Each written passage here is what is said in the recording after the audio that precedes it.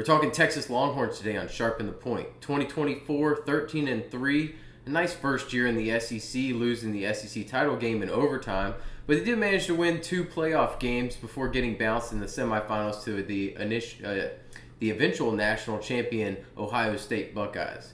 Head coach Steve Sarkisian enters his 5th season, and he's trying to get them all the way. He's really done a great job rebuilding this program to the heights that it once was. Quarterback Quinn Ewers really helped with that rebuild to getting it back to its former glory, but questions are really going to remain as to what could have been had he been able to stay healthy during his time in Austin. Ewers was banged up for much of the season, even missing 2 starts, and he clearly lost zip on his fastball during the year. He often had to rely on touch in the red zone when he needed to really throw a laser, and it kind of cost them on their red zone offense.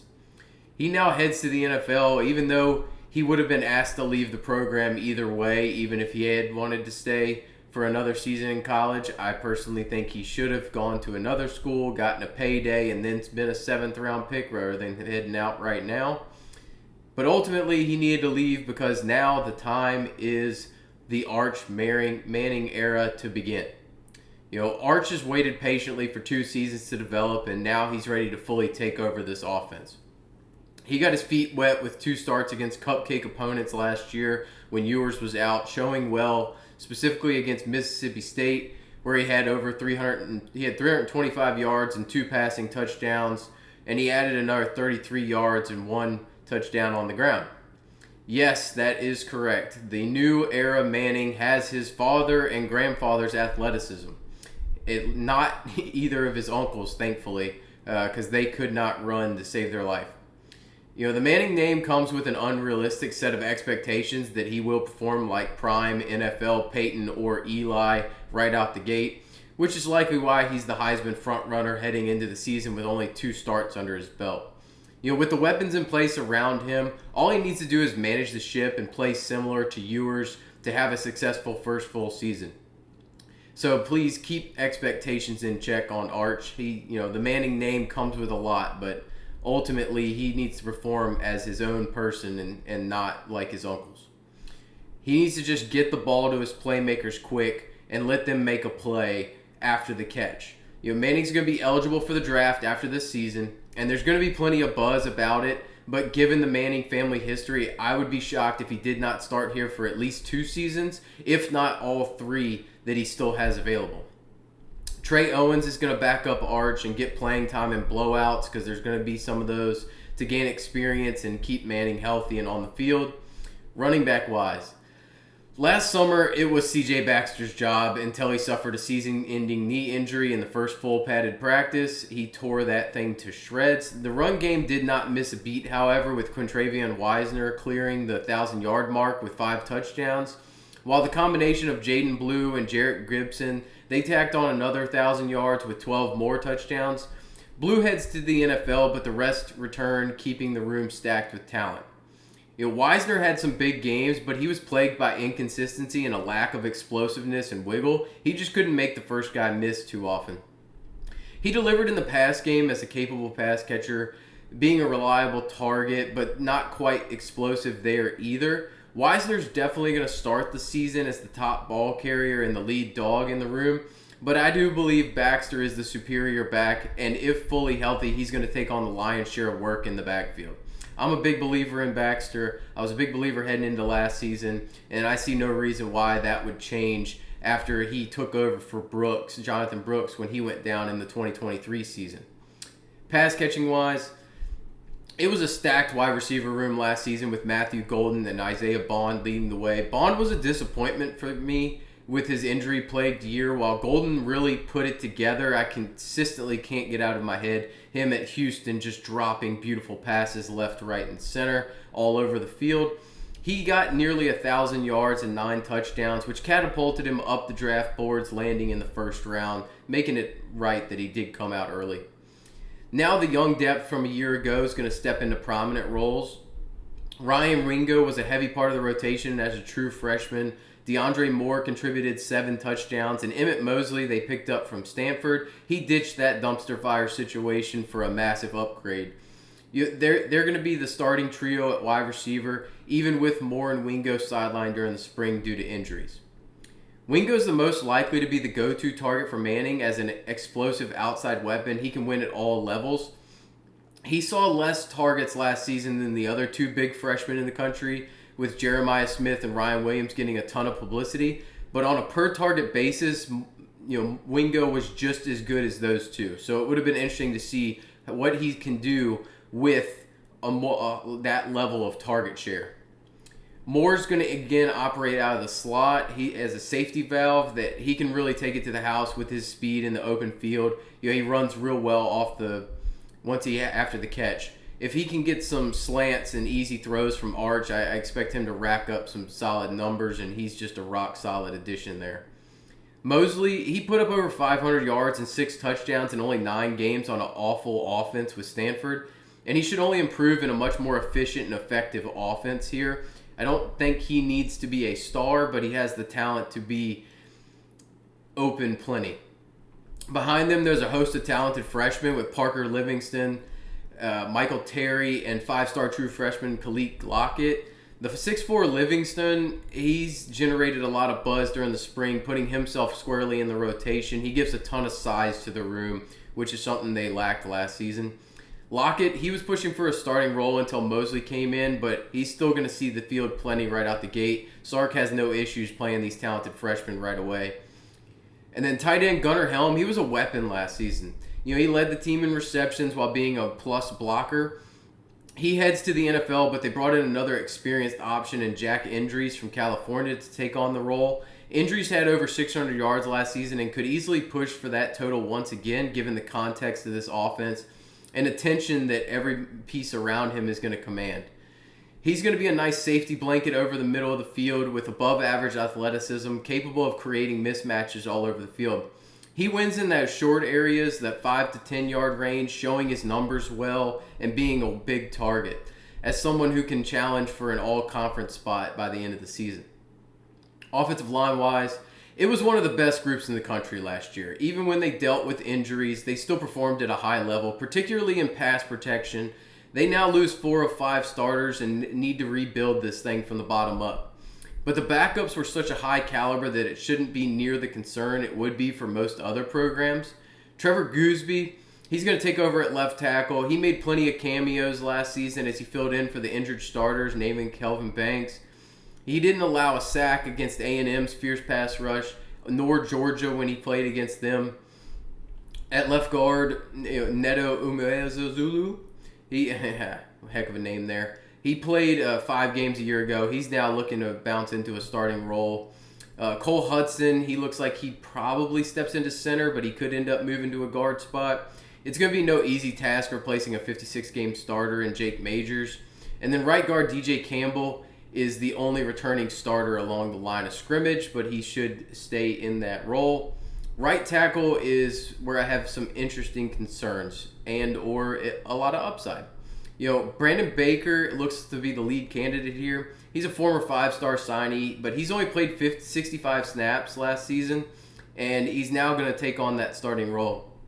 He came in as a developmental player and is now showing much more consistency in year 2, leading the staff to believe he can handle it. Though the starting unit is still strong, if injuries begin to mount, then things could get difficult here. Depth is a clear issue with most of the projected backups not having prior game experience whatsoever, so they're going to need to be healthy in order for this thing to work. Defensive line-wise, last season they went 9 deep in the rotation to keep guys fresh and wreaked havoc in the backfield. Now 5 members of that rotation move on, but the top guy still remains, and they've brought in a bevy of portal help to reload here. Colin Simmons, he's a star. He's a future top 5 pick in the draft when he's eligible. And as a freshman last season, Simmons was a game record with 9 sacks, and now he returns as the nation's best edge defender.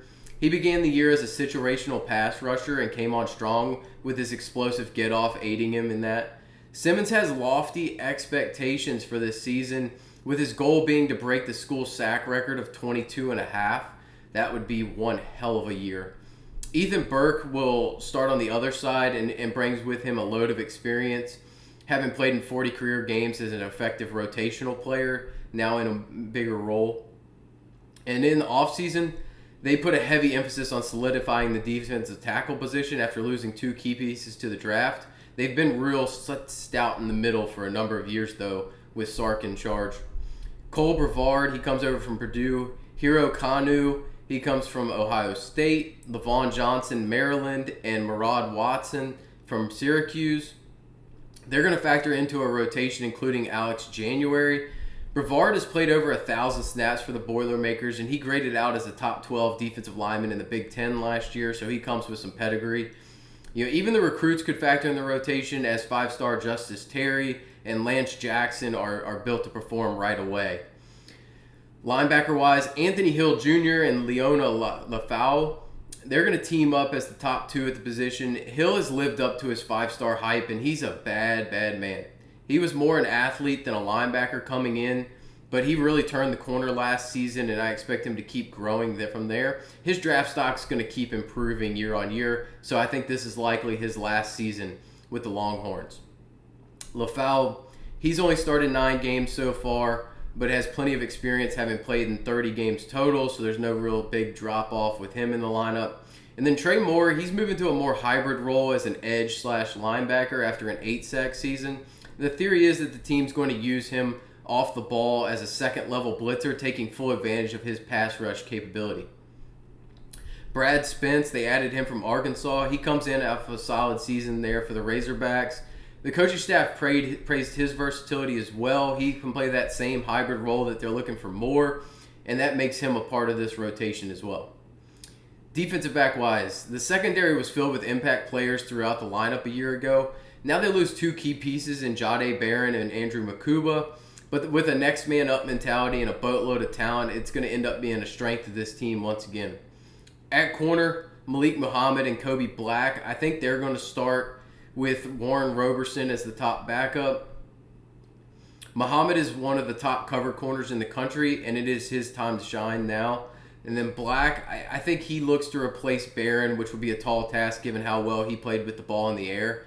Most of Roberson's snaps came on special teams last year, but the staff's talked about how he's beginning to show signs of hitting his stride this spring, so he could definitely be a portion of this rotation.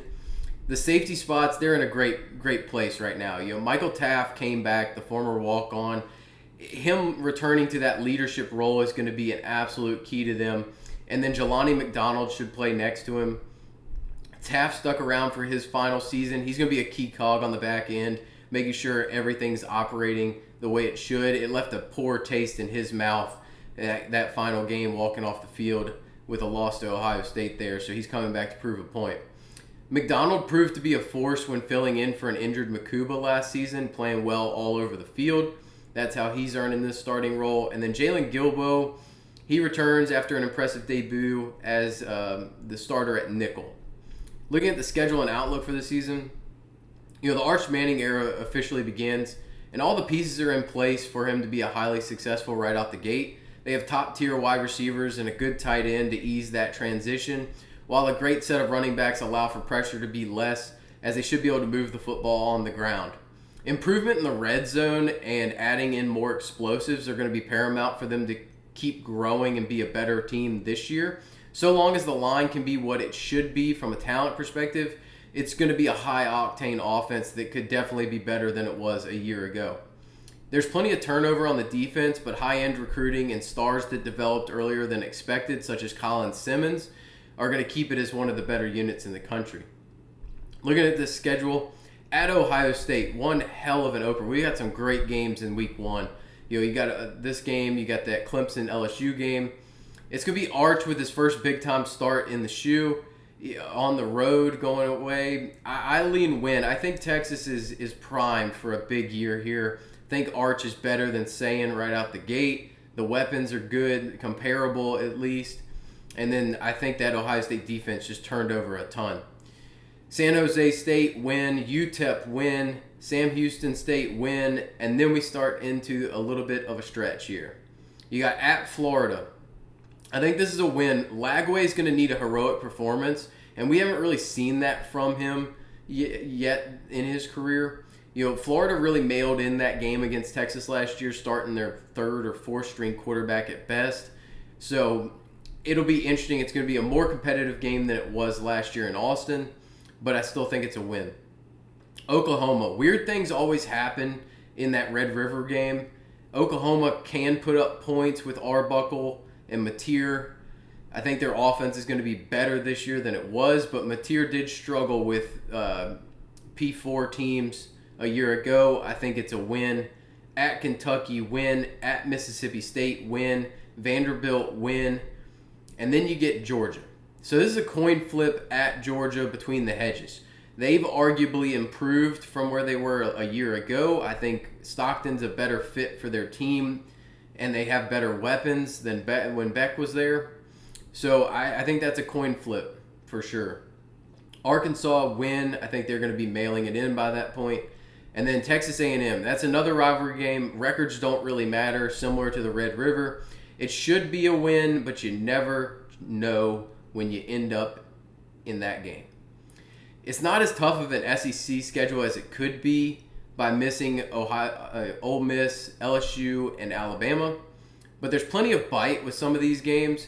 Could they run the table? Sure, I think it's possible. It would not be a shock at all for them to do that. It also wouldn't be a shock to drop one game or two, maybe even three along the way. You have 3 tough road games against Ohio State, Florida, and Georgia. They're probably 3 toughest games, are all on the road. With 2 rivalry games where anything can happen, you make things completely interesting and uncertain, especially when you're breaking in a new quarterback. Still, ultimately, this team is built to make the SEC title game, which they should, make the playoffs, which they should, and have a legit shot at a national championship, which they should.